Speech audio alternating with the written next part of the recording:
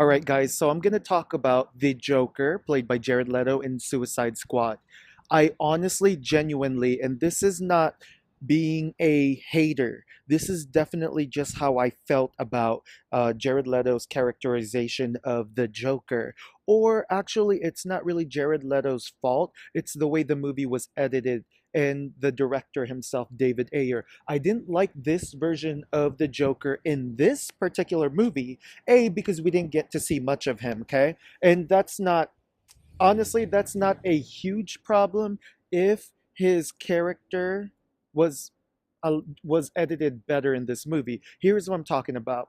So everything that we've seen in trailers, his little catchphrase like "I'm not gonna kill you, I'm just gonna hurt you real, real bad," or somebody's gonna get you hurt, or some weird stuff like that. Like it sounds cool and all in the trailer, but in the actual context of the whole film, it just seemed like Jared or like the Joker was just for show. He was just some sparkly thing. We didn't really get to connect with him. Now, the reason why fans love the Joker so much, not only it's because he's deranged, but because he's a full-on character, much like Bruce Wayne is a full-on character. But in this movie, he is just placed in different parts of the movie to make weird faces and weird body gestures and make catchphrases here and there, but nothing to really say, man, this Joker is to be feared, or man, this Joker is to be loved. Nothing.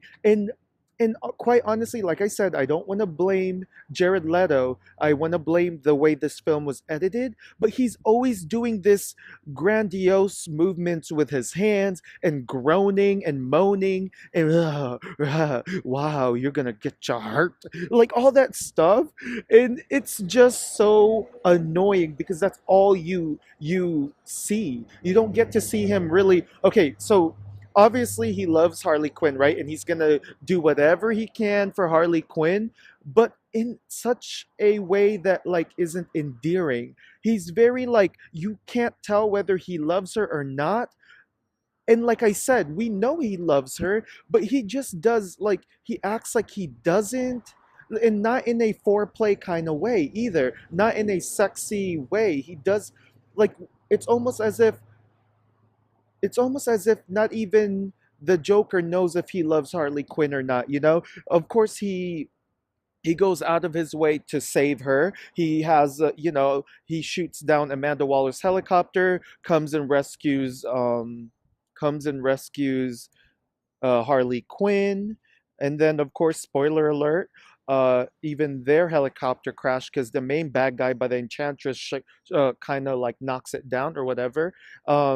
And so at the end of the movie, the Joker breaks into Arkham and pulls Harley out of jail. So you know that he loves her, right? But in the movie itself, you can't tell because he's so kind of self-centered.